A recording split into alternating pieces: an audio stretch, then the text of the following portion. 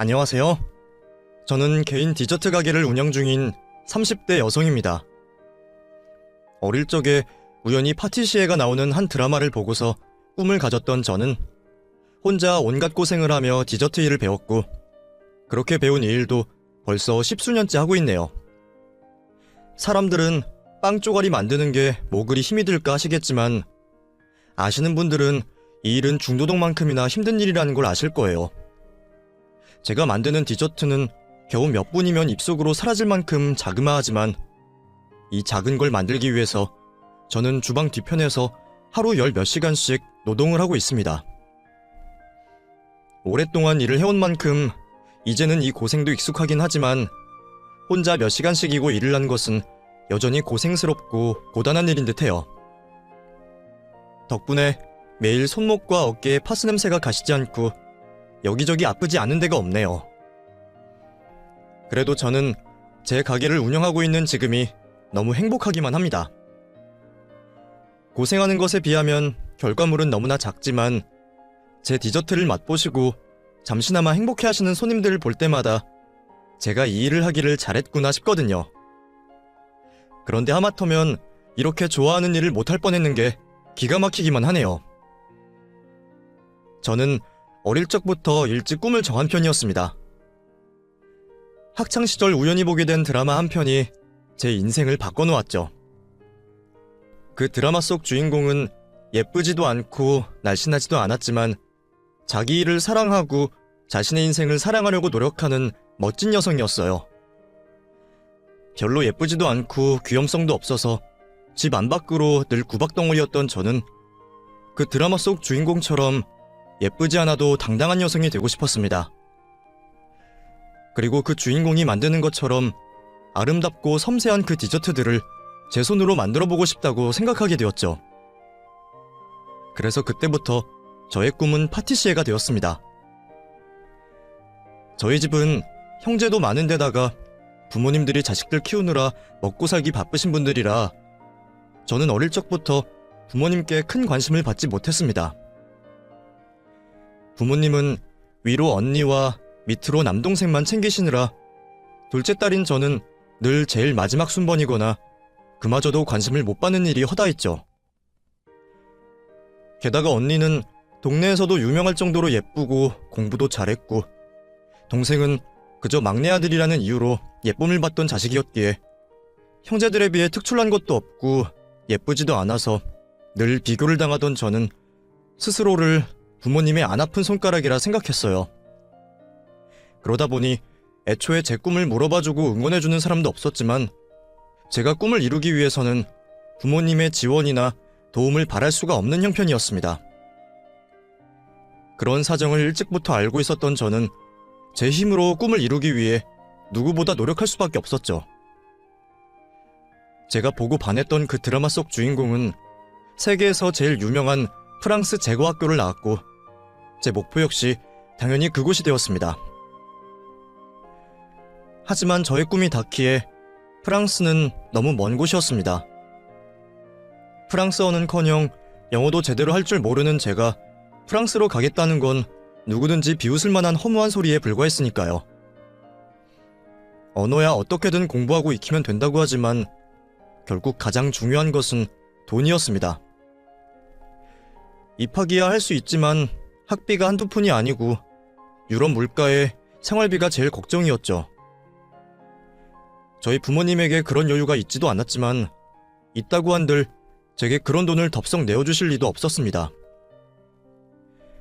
그래서 저는 고등학교 시절부터 실업계 고등학교 제과제빵을 배우면서 일찍 취업을 나가 돈을 벌기 시작했어요.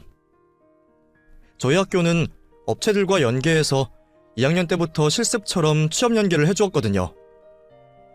그래서 저는 빵 공장을 다니며 돈을 모았습니다.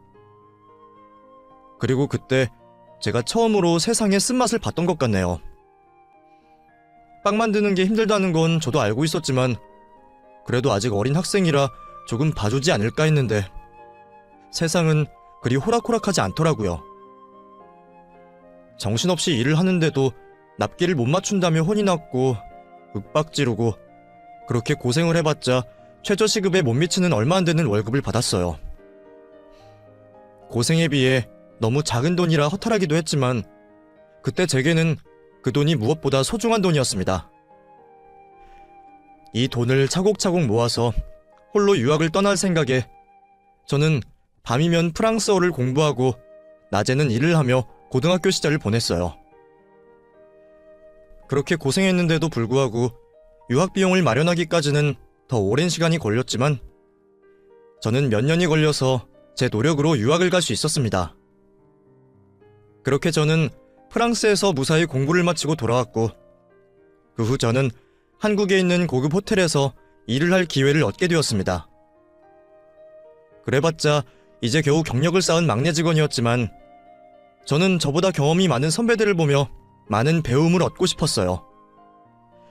저의 궁극적인 목표 역시 제 가게를 가지는 것이었기에 그곳에서 뭐라도 하나 더 배워서 나가겠다는 마음가짐으로 일을 할 수밖에 없었죠. 원래가 힘들기로 유명한 호텔 레스토랑이었기에 일은 결코 쉽지 않았습니다. 공장에서 일을 할 때는 몸이 힘들어 죽을 것 같았는데 여기는 몸도 몸이지만 정신적으로도 힘든 일이 많았거든요. 다들 잘하는 사람들만 모이기도 하고 호텔 레스토랑이 워낙 꼼꼼하고 실력이 받쳐줘야 하다 보니 작은 실수 하나에도 날선말을 들을 수밖에 없었죠. 그래서 저도 처음 호텔에 들어갔을 때는 거의 매일 욕을 먹고 혼이 나며 늘상 눈물바람으로 퇴근을 하곤 했었습니다. 그러면서도 제 미래를 위해 참고 노력해야만 하는 속상한 날들이었죠. 제가 어디 기댈 줄도 모르고 혼자 버티는 스타일이긴 했지만 저도 가끔씩 위로를 받고 싶기도 했습니다. 하지만 가장 가까운 가족들조차도 제게는 위안이 되어주지 못했어요. 늘 저보다 잘난 언니는 제 말을 무시하기만 했고 동생은 자기 일을 하느라 바쁜 탓에 제게 관심이 없었죠. 부모님은 처음부터 제가 그 일을 하는 것을 못마땅해 하셨던 탓에 괜히 얘기를 꺼냈다가는 당장 일을 그만두라거나 괜한 짓을 했다는 구박을 당할 뿐이었습니다. 그렇다고 제가 애인이 있는 것도 아니고 바쁜 친구들을 붙잡고 하소연을 할 수도 없었죠. 그렇게 외롭고 적적한 때에 제가 그 사람을 만나게 되었습니다. 장현 씨는 저와 같은 호텔에서 일을 하던 사람이었어요. 디저트 부인 저와 달리 장현 씨는 요리부였지만 매일 같은 레스토랑을 드나들던 덕에 얼굴을 알고 오며 가며 인사 정도 하는 사이였어요. 하지만 저희가 같이 일을 하는 것은 아니었기에 이전까지는 그리 가까운 관계는 아니었어요. 그냥 인사만 하고 가끔 휴게실에서 만날 때마다 인사치레 같은 대화를 나누는 사이였죠. 그러던 어느 날 제가 너무 힘든 일이 있어서 휴게실에서 눈물을 닦고 있는데 장현 씨가 들어왔었어요. 다들 퇴근했을 시간이라 아무도 없는 줄 알았는데 무슨 일인지 장현 씨도 그 시간까지 남아있었더라고요. 갑자기 들어온 인기척에 급히 눈물을 훔친 저는 아무렇지 않은 척 인사를 건넸습니다. 안녕하세요. 현철씨 맞죠? 퇴근 아직 안 했나봐요? 예, 잠깐 정리할 게 있어서요. 이제 가야죠. 그럼 장현씨도 퇴근 잘하세요? 현철씨, 혹시 울고 있었어요? 모르는 척 하려고 그랬는데 그러면 안 될 것 같아서요. 혹시 무슨 일 있으면 나한테 털어놔도 괜찮아요. 아니면 우리 둘 다 늦게 퇴근하는 참에 맥주라도 한잔 할래요? 평소에 저였다면 괜한 자리가 부담스러워서 따라가지 않았을 텐데 그때 저는 무슨 생각인 건지 같이 맥주나 하자는 장현 씨를 따라 나서게 되었어요. 아마 그날은 저도 너무 힘들었던 탓에 누구라도 붙잡고 위로를 받고 싶었던 모양입니다. 그렇게 저희는 싸구려 맥주집에서 노가리를 두고 맥주를 마시게 되었고 그날 처음으로 긴 대화를 나눌 수 있었어요. 그래봤자 비밀스러운 개인사도 아니고 서로 충분히 알고 있는 호텔 일에 관한 이야기였지만 그런 대화를 나누는 것만으로 저는 조금이나마 장현 씨와 가까워진 기분이었습니다. 이전까지는 굳이 대화를 나눌 일도 없을 만큼 서먹한 사이였지만 나름 술자리를 함께 했던 사이라 그런지 저희는 부쩍 친해진 기분이었어요. 그게 저 혼자만의 생각은 아니었던 건지 장현 씨의 태도도 달라졌죠. 언젠가부터 멀리서도 일부러 제게 아는 체를 하고 종종 제가 일하는 자리까지 찾아와서 제게 사탕이나 비타민 음료 같은 간식들을 건네주고 가기도 했습니다. 보통의 여자라면 또래 남자의 그런 행동들이 자기를 좋아해서 하는 관심의 표현이라고 생각하겠지만 그런 쪽과는 거리가 멀었던 저로서는 괜한 착각에 빠질 수가 없었습니다. 잘못 생각했다가는 괜히 김칫국만 마시고 엄한 사람에게 기대를 거는 바보 같은 행동이 될 수 있었을 테니까요. 그래서 저는 장현 씨와 제 사이를 전혀 이성적으로 생각하지 않았었죠. 제가 그렇게 생각하는 사이에도 장현 씨는 제게 점점 더 다가오고 가까워지려 하는 듯 했습니다.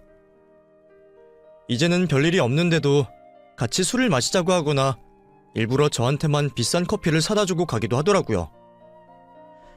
그럴수록 저는 괜한 기대를 하지 않기 위해 장현 씨와 더욱 거리를 둘 수밖에 없었습니다.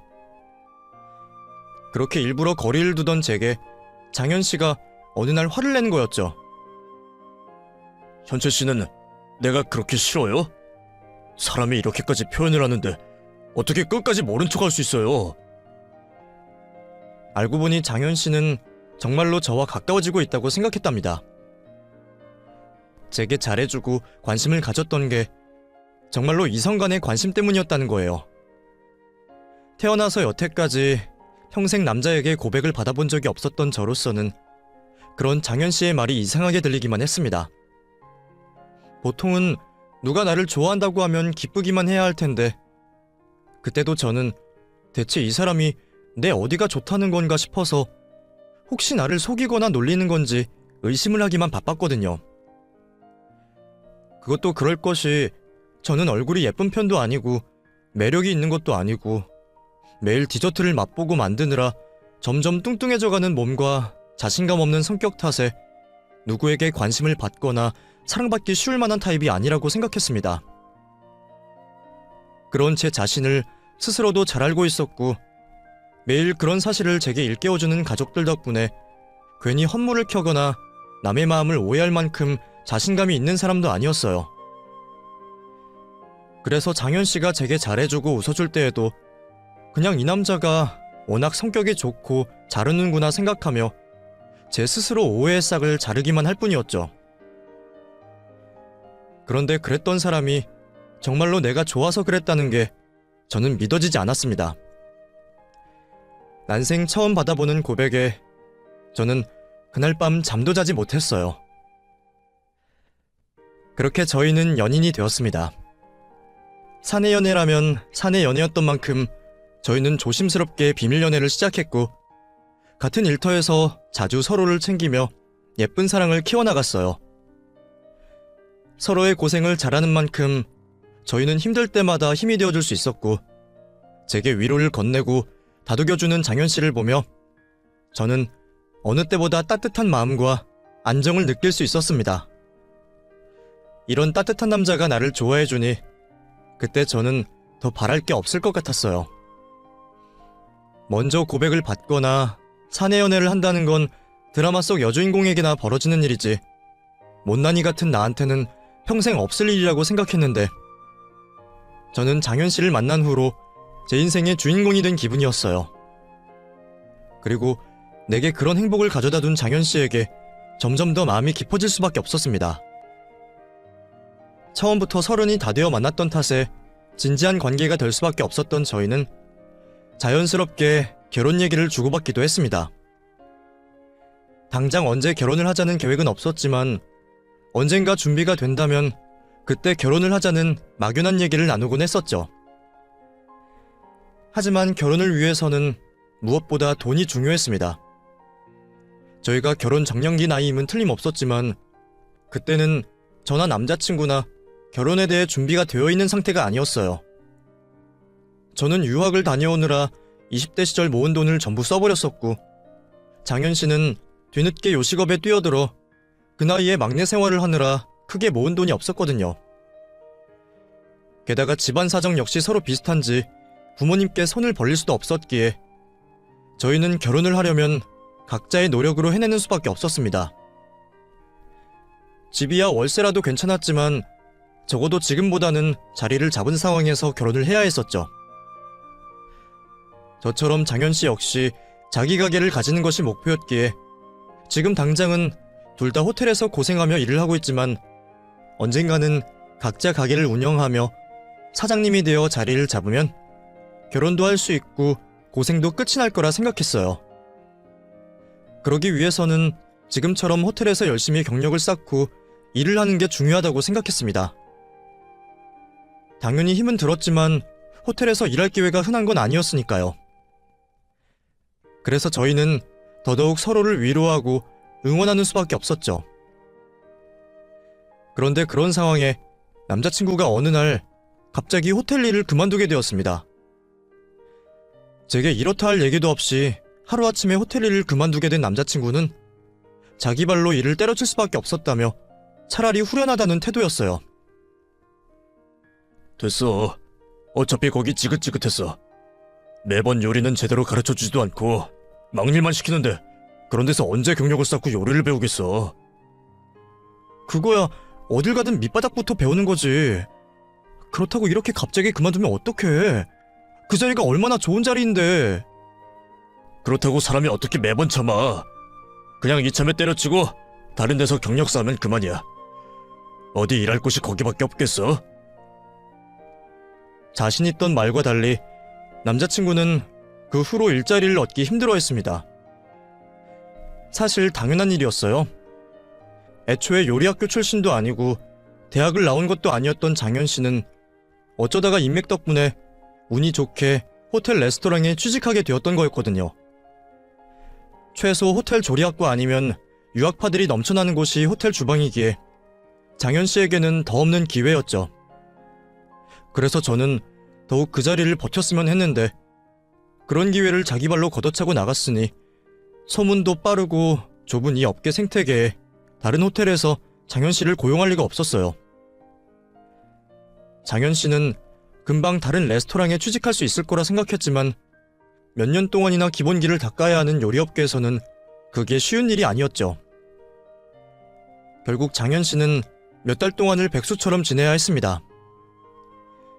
형편이 넉넉한 것도 아닌 탓에 마냥 놀 수는 없었던 장현씨는 그 후로 눈을 낮춰서 겨우 다른 식당에 취직을 할 수 있었어요.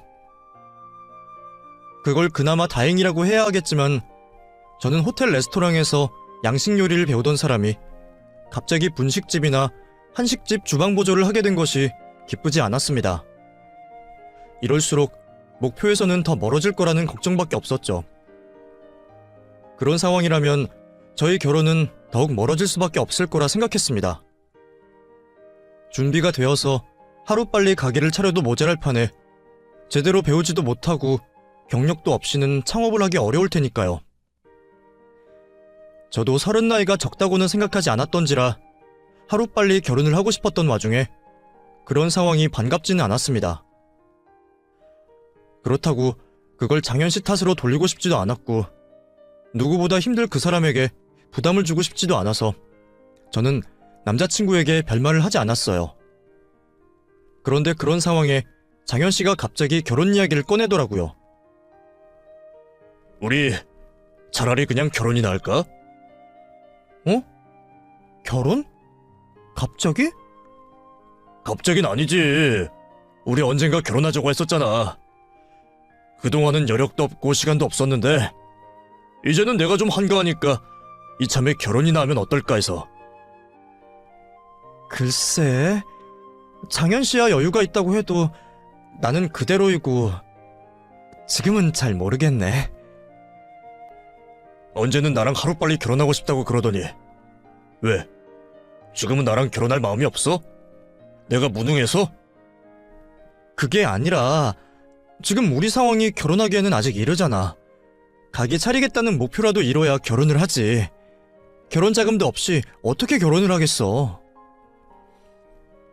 당시 저와 남자친구는 둘 다 창업을 목표로 열심히 저축을 하는 중이었고 저는 정말 짠순이처럼 돈을 모으고 있었습니다. 돈 모으는 거야 어릴 적부터 하던 버릇이었으니 유학을 가고 싶어서 아등바등 살았을 때처럼 살았던 저는 몇 년째 입던 옷을 입고 또 입고 외출복이라고는 제대로 된 옷 한 벌도 없을 정도로 돈을 아끼면서 오로지 제 가게를 차릴 목돈을 만들고 있었어요.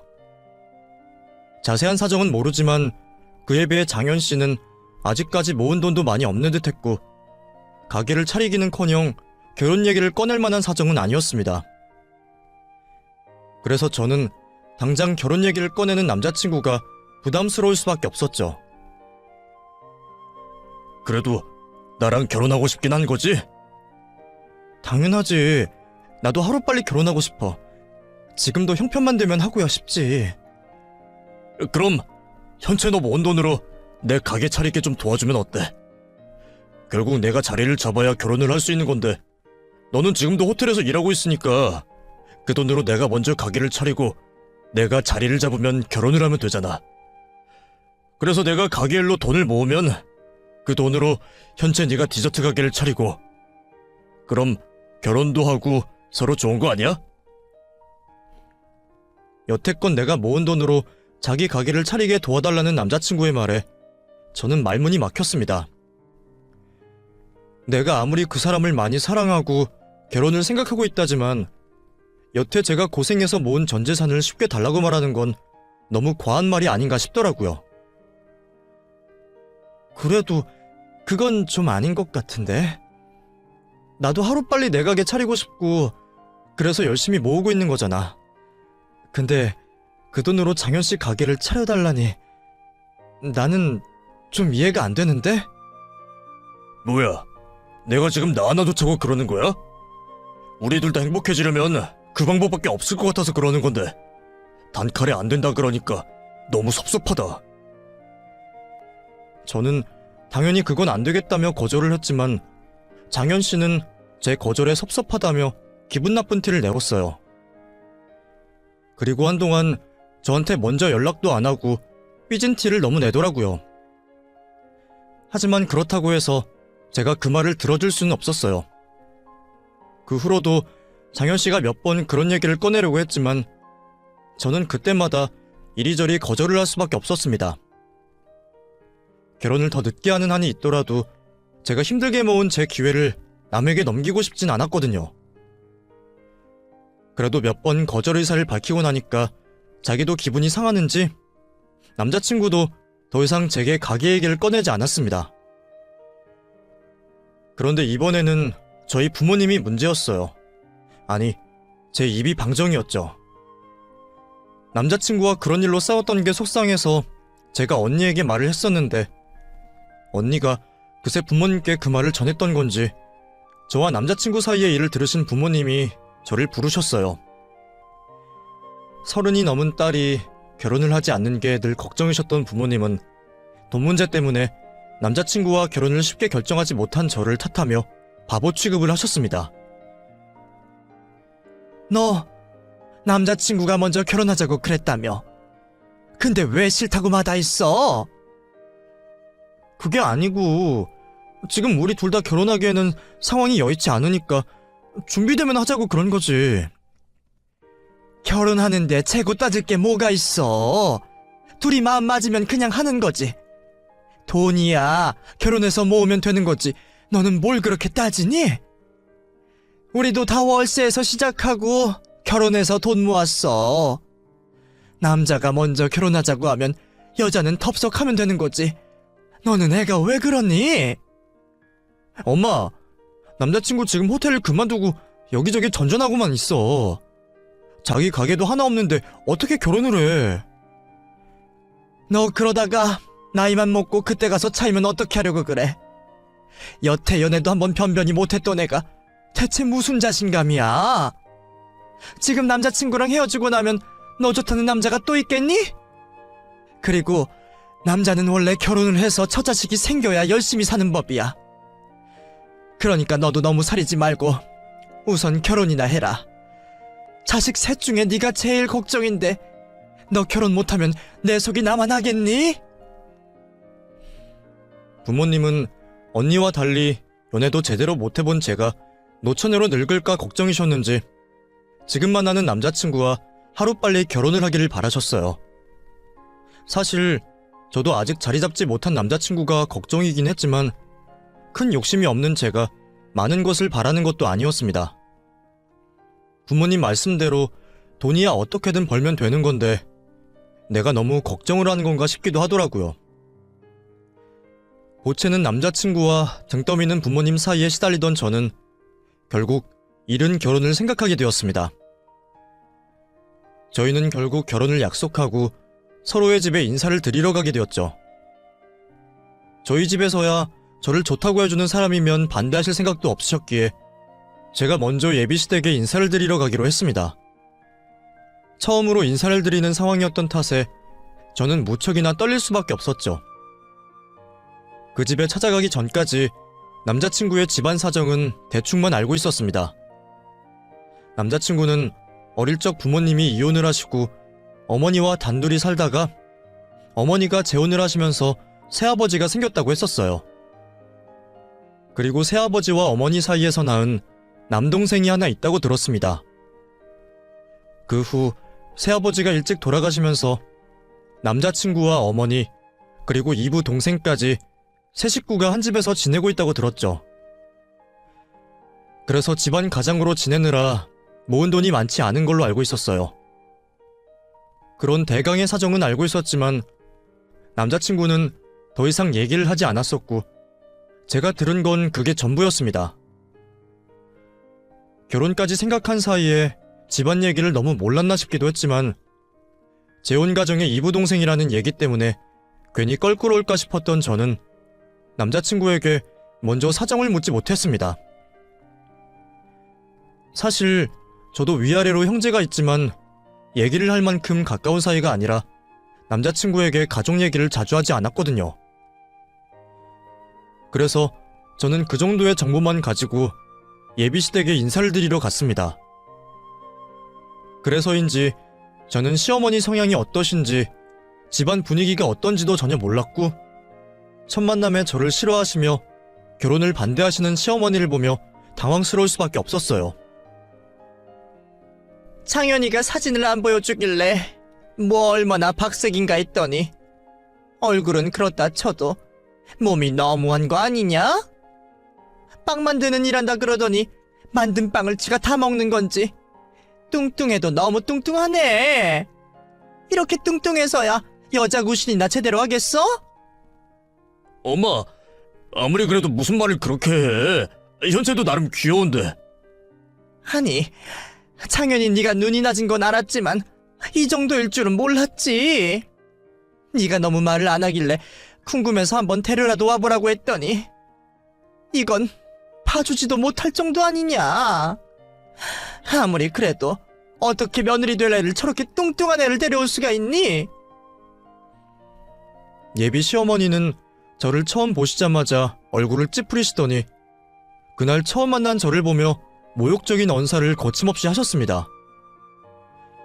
저도 제가 77 사이즈에 통통한 몸매라는 건 알고 있었지만 그게 그 정도로 욕을 먹을 일인 줄은 몰랐어요. 그것도 예비 시어머니에게 말이죠. 아무리 며느리 될 사람이 마음에 안 드셔도 그렇지 어떻게 면전에 대고 그렇게 말씀을 하실 수 있을까요? 남자친구도 너무하다 싶었는지 어머니를 말리려고 했지만 어머니는 아들도 말릴 수 없을 정도로 저를 타박하고 제게 인신공격에 가까울 막말을 퍼부으셨습니다. 세상에, 너 정말 재주도 좋다. 우리 아들이 워낙 그런 걸 안 따진다고 하지만 그래도 어떻게 우리 아들을 꼬신 거냐? 들어보니 돈이 많거나 능력이 특출난 것도 아닌 것 같던데 우리 아들 옆에 서 있으니까 우리 아들보다 더 커 보이는구만. 요즘 아가씨들은 굶어가면서 다들 자기 관리를 하던데 너는 눈앞에 보이는 대로 먹는 거니? 그렇게 먹어대면은 식비는 누구더러 감당을 하라고. 이건 뭐 너무 뚱뚱해서 임신이나 제대로 할지도 모르겠구만. 자기 관리도 할 줄 모르고 뭐 하나 봐줄 게 없네. 이런 주제에 어디 결혼 허락을 받으러 왔어? 나는 너 받아줄 생각 없으니까 그냥 돌아가라. 결국 그날 저는 예비 시어머니의 막말에 쫓겨나듯 그 집을 나와야만 했습니다. 그래서 제대로 자리에 앉아보지도 못하고 남자친구의 동생도 보지 못하고 나왔죠. 그런 자기 어머니를 제대로 말리지도 못했던 남자친구는 서둘러 저를 쫓아나왔지만 쫓아나와서도 제게 위로를 해주지도 못했습니다. 엄마가 원래 이런 분이 아니신데 오늘 왜 이러시지? 원래 우리 엄마가 되게 성격이 좋으시거든.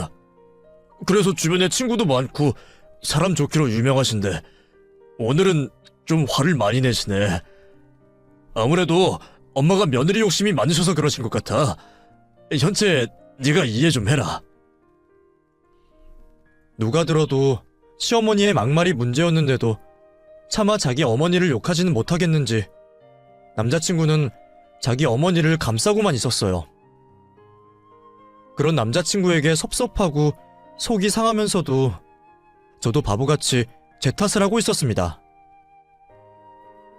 아니야, 내가 자기 관리를 못한 건 맞지 뭐. 아무리 이런 일 한다고 해도 자기 관리를 했어야 하는데 힘들고 피곤하다고 운동도 제대로 못한 내 탓이지 뭐. 어머니가 화내실 만해. 그래, 현채 네가 이해를 좀 해줘. 그나저나 엄마 마음을 어떻게 돌려야 할지 걱정이네. 그래도 나는 너랑 꼭 결혼할 거 알지? 엄마는 내가 설득해볼 테니까 조금만 기다려줘. 남자친구는 자기가 어떻게든 어머니를 설득해볼 거라며 저를 안심시켰고 저는 그 말을 철석같이 믿으며 아쉬운 발걸음을 돌아설 수밖에 없었습니다. 지금 생각하면 그렇게 멍청한 짓이 없지만 당시에 저는 뚱뚱하다며 어머니도 싫어하시는 저와 결혼을 하겠다는 남자친구에게 고맙기만 했습니다. 제정신이 박혔더라면 나한테 그런 소리를 한 집에 시집을 갈 생각을 해서는 안 되는데 말이죠. 하지만 그때는 제 스스로 자존감이 낮아서 그런지 남자친구가 제 평생의 사랑인 줄만 알았고 나를 사랑해주는 남자친구에게 고맙기만 했었어요. 그 후로 시댁에서 좋은 소식을 기다리던 저는 애가 닳는 것 같았습니다. 정말 제가 뚱뚱해서 싫으신 건지 반대하시는 다른 이유가 있는 건지 모르겠지만 뚱뚱하다며 결혼 반대를 당한 이유로 저는 밥도 제대로 먹지 못하고 강제로 다이어트를 할 수밖에 없었습니다.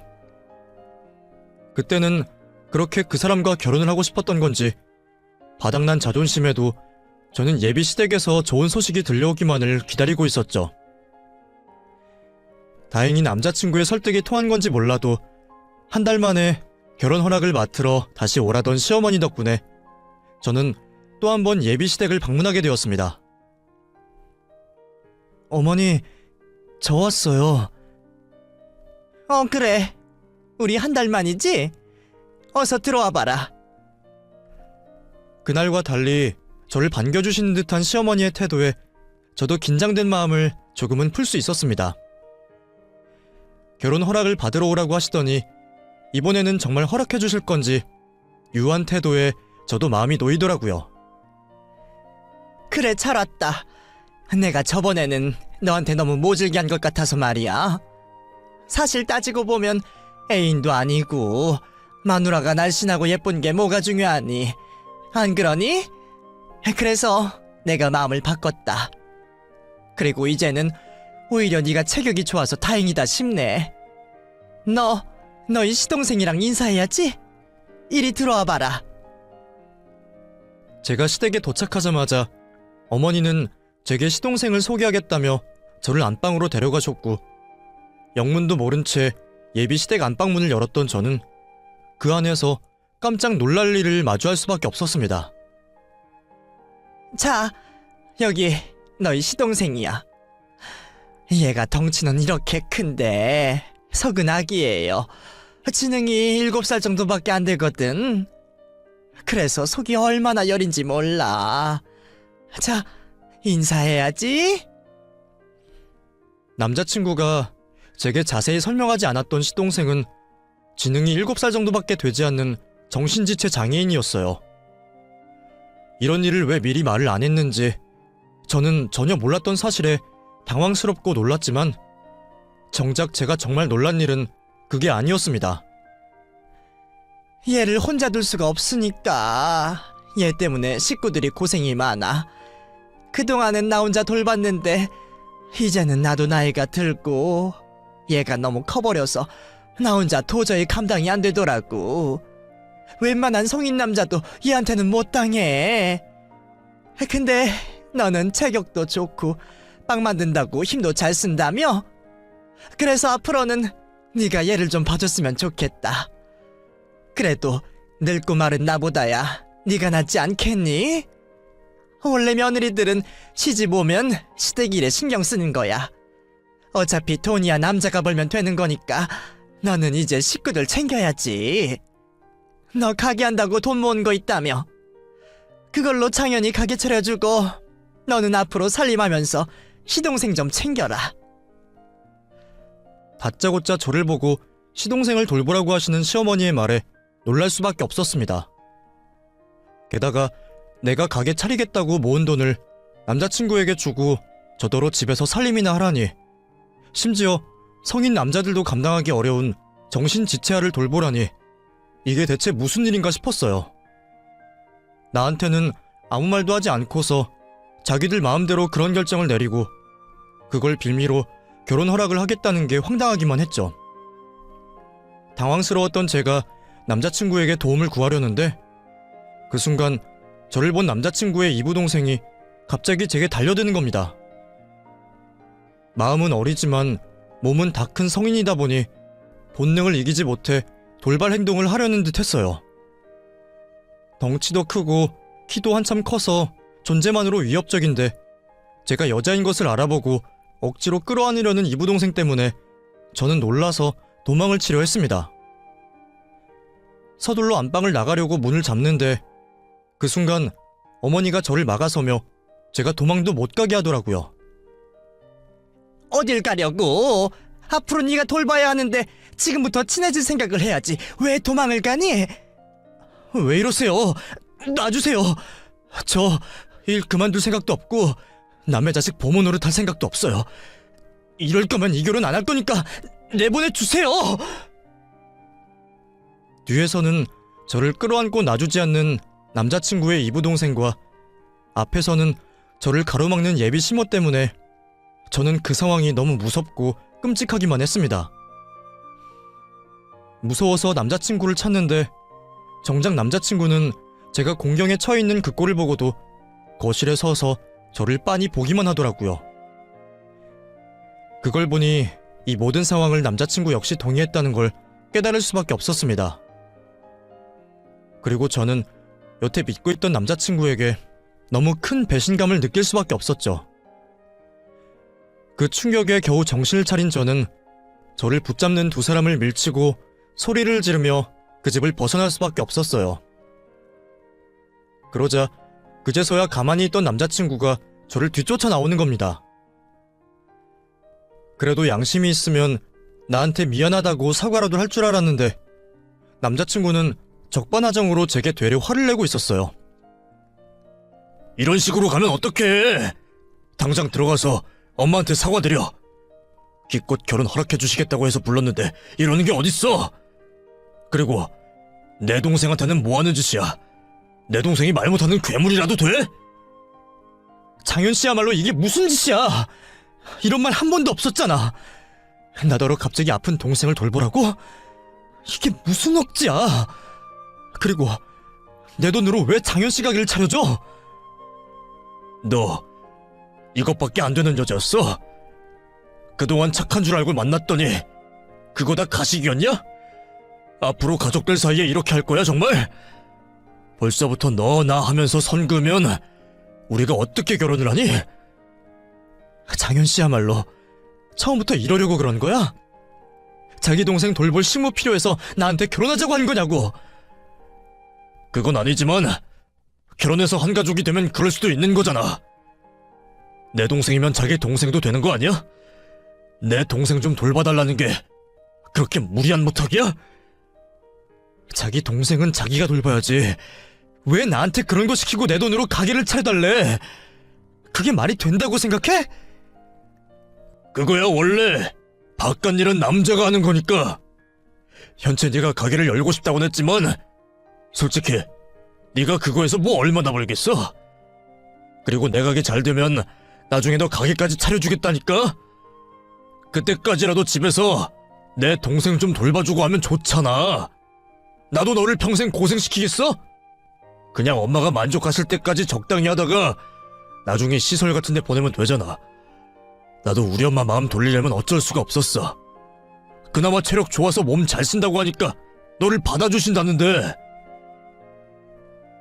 황당한 말만 하는 남자친구를 보니 저는 말문이 막혔습니다. 벽 보고 얘기하는 것도 아니고 계속 대화해봐야 의미가 없다 싶어서 더 이상 말을 섞고 싶지 않아졌죠. 기가 막혀. 그걸 지금 변명이라고 해? 됐다. 어차피 이제는 결혼할 것도 아닌데 내가 당신이랑 무슨 말을 더 하겠어? 우리 그냥 여기서 끝내고 앞으로 다시는 보지 말자. 대신 내가 오늘 같은 일 겪고도 그냥 가기는 너무 억울해서 너 딱 한 대만 때릴게.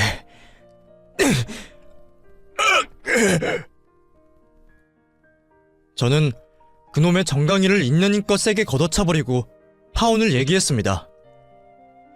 그놈 말대로 제가 힘이 좋기는 했는지 그놈은 겨우 한 대를 얻어맞고도 그 자리에서 대굴대굴 구르고 있었어요.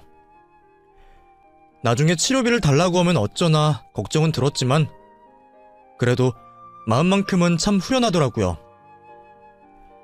결국 저는 그렇게 파혼을 하게 되었고 새 출발을 하기 위해 호텔 일을 그만두게 되었습니다. 그리고 드디어 제 가게를 차리게 되었죠.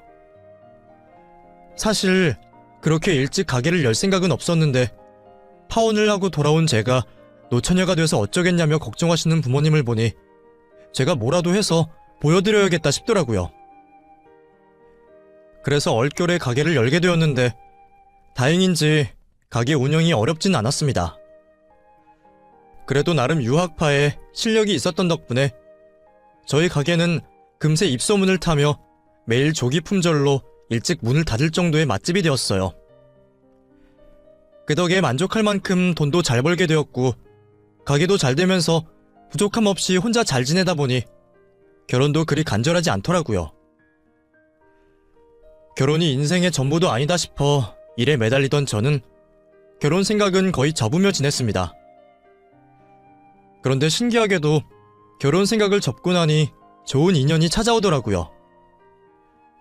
그래도 한번 그런 쓰레기를 겪어봐서 그런지 이제는 저도 사람 보는 눈이 조금 생겨서 무척 신중했죠. 다행히 좋은 사람을 만난 덕에 저희는 내년 봄 결혼식을 앞두고 있습니다. 부모님은 제가 혼자 늙어 죽을 거라며 걱정을 하셨지만 결국 늦게라도 결혼을 하게 되었네요. 그걸 보면 몇 년 전 부모님께 등 떠밀려 급하게 결혼을 하려고 했던 제가 바보 같기만 합니다. 그때는 자신감이 없고 자존감이 낮아서 저를 쉽게 내어주려 했지만 이제는 저도 제 스스로를 아끼고 사랑할 줄 아는 사람이 된 덕분에 저를 정말 사랑하고 아껴주는 사람을 만날 수 있었던 것 같아요. 제 스스로가 저를 사랑해야 남들도 나를 사랑할 수 있다는 사실을 이제야 깨달은 것 같습니다. 덕분에 앞으로도 서로를 아껴주면서 살아갈 수 있을 것 같네요. 그럼 여러분들도 제 새 출발을 응원해 주시기를 바라며 제 이야기를 마치겠습니다. 감사합니다.